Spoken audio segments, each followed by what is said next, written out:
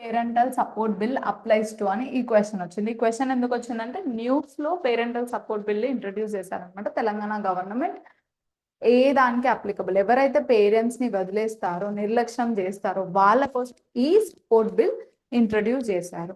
యాక్చువల్గా support bill ఏంటంటే direct salary అనేది డైరెక్ట్ గా డిడక్ట్ అవుతుంది. 15% ఆఫ్ శాలరీ ఆర్ 10,000 ఈ 10,000 కానీ ఈ 15% ఆఫ్ శాలరీ ఏదైతే తక్కువ ఉంటుందో అది డిడక్ట్ అయి డైరెక్ట్ తల్లిదండ్రుల అకౌంట్కి వెళ్ళిపోతుంది అనమాట, పేరెంట్స్ అకౌంట్కి వెళ్ళిపోతుంది. డైరెక్ట్ బెనిఫిట్ ట్రాన్స్ఫర్ అనమాట.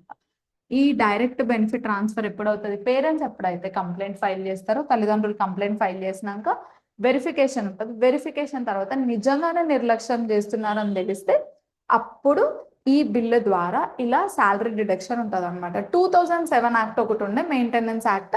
ఆ మెయింటెనెన్స్ యాక్ట్ లో కోర్టు ద్వారా ఉండాలన్నమాట. ఇక్కడనేమో డైరెక్ట్ శాలరీ డిడక్షన్. ఈ రెండు డిఫరెన్సెస్ తెలుసుకోవాలి. అప్లికబిలిటీ గవర్నమెంటే కాదు, government, private, even public representatives కూడా అప్లికబిలిటీ.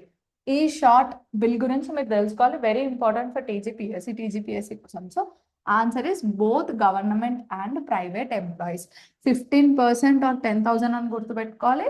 డైరెక్ట్ శాలరీ డిడక్షన్ అని గుర్తుపెట్టుకోవాలి. పబ్లిక్ ఇంకా ప్రైవేట్ ప్లస్ పబ్లిక్ రిప్రజెంటేటివ్స్ అంటే ఎమ్మెల్యేస్ ఎంపీఎల్స్ కూడా ఇది అప్లై అవుతుందని చెప్పేసి గుర్తుపెట్టుకోవాలి.